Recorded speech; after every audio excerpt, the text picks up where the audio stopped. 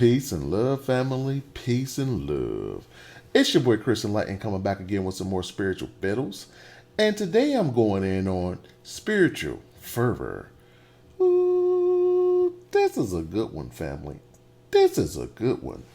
Spiritual fervor. Ooh. This is a good one because a lot of people aren't aware of the importance of having fervor in your spiritual practices. And fervor is nothing more than having like a rich, passionate feeling towards what you're doing.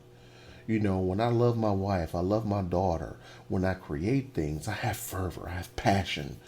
And whenever I'm doing my spiritual practices, going to my altar work, going to my altar, I'm doing spells, rituals, saying divine prayers, mantras, and things like that, I make sure I have intense fervor. I have passion. I don't just go to my altar saying thanks for all my ancestors. No. I appreciate you. Here's your food. Holla. I don't do my ancestors like that. It's not what I do. I say thank you, Creator. I appreciate you. Give thanks, countless blessings, gratitude. This is for all my ancestors, known and unknown. You know, I mean what I say, and I say what I mean spiritually. That's the type of fervor you need. When I'm saying my divine prayers, I don't say my divine prayers like I'm rushing through them. And I'm going to get you like, you mean about. I don't say them like that. It's not a rush. I want to feel and enunciate every word. I try to use astute, high vibratory vernacular when I'm doing my spiritual practices and when I'm saying my divine prayers. I'm saying my divine prayers like Anabakor, Gijilat Yaminka, Tatir Tizara, Kabelranadam Chasakvanu Tahardun Nora, Nagi Bordo Sheyugadeka Kababat Shamran, Baham Taham Raka Meltazika Teka, Tami Gamlan Chasim Gadosh, Barav Tufka Nahelarateka, Yakiga Elam Chapanezo Krekadusha Teka, Shavatanuka Belushman Zakatanu Yodea Ta'alamut, Bruksham Kabal Makuto Lalam Vayed. I'm saying them with fervor, feeling. My eye ducts are slightly getting moist. I'm feeling it down in the chasm of my lower dantian tingle. You know what I'm saying, family? I put emotion to it. And when I'm saying my Anabakors, my Asnisa Vajay Dharanis, my Body of Light mantras, my Ogun, Shango, Yemiya, Oshun mantras, Lord Ganesha mantras, when I'm saying these mantras, I'm saying it with intense fervor. I mean it. Don't just say things to be saying things. And when you're saying divine prayers, make sure you have in the back of your mind what you're praying for. Don't just be praying for no reason. You know, these are high divine prayers. Most of these prayers have the Creator's energy embedded and encoded within the words that you're saying. So make sure you have a reason.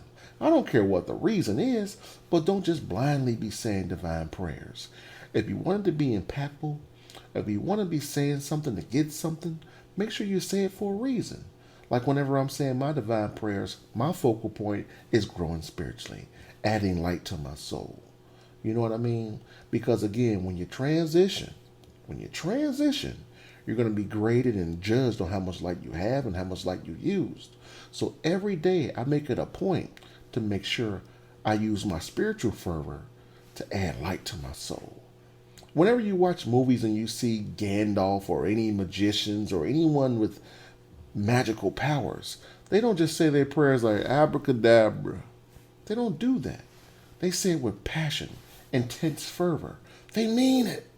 So whenever you're saying your prayers to the Creator or whomever you're praying to, mean it. Say it like you mean something. Whenever you're saying your prayer when you want something, don't be in your recliner laid back talking about, yeah, Creator, I need this. I better get it by Tuesday. I better get that by Tuesday, Creator. You don't want to be like that. Get on your knees. Postulate in front of your deity and make sure that you say it with conviction, fervor, intention, passion. Really mean it. I really want you guys to really work on that because I did a video on how to pray properly. And one thing I forgot to mention was your fervor. The intensity you must have when you're saying these things. Say it as if you don't care who's listening. You know, when I'm saying my prayers, when I'm with my groups, I'm saying my prayers, I don't care who hears it. I'm saying it and I'm saying it. Sometimes when I say my prayers, I don't always use the same voice when I say my prayers because I understand that The current of winning energy comes in the current. You know what I mean? And I change my vibration of my tone. Some days I say in my prayers, Hannibal Core, get you like you mean God to tear to the Ra. Sometimes I say, Hannibal Core, get you like you mean God to tear to the Ra. I say it in different octaves, different tones, because I'm trying to catch that winning current. You do what you do. This is just something I do. And I've noticed when I change my octave, my tones, and things like that, I get what I want more than not. You know what I'm saying, family? Again, I don't know which tone the deities and the creators are listening to, but I try to touch as many as I can. Okay? One last thing, and I mentioned this earlier. Don't rush through your divine prayers. Take your time with it. Coddle them. You know what I'm saying? When you're saying your prayers, don't rush through them. It's not a race. It's not a race. It doesn't matter how fast you get through the prayer. Take your time with it. Make sure you're enunciating the prayer. Treat that vernacular within the prayer like it means something. Okay, family?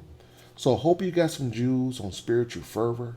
Make sure whatever you're doing, your spiritual practices, your ancestor practices, your altar practices, your solar practices, your mantras, magic, whatever you're doing, make sure you add some spiritual fervor to it.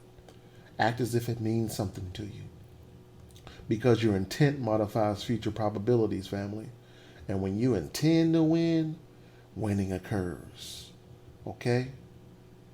So hopefully you got some Jews, family. Peace and love. You already know what I'm out here doing. Winning!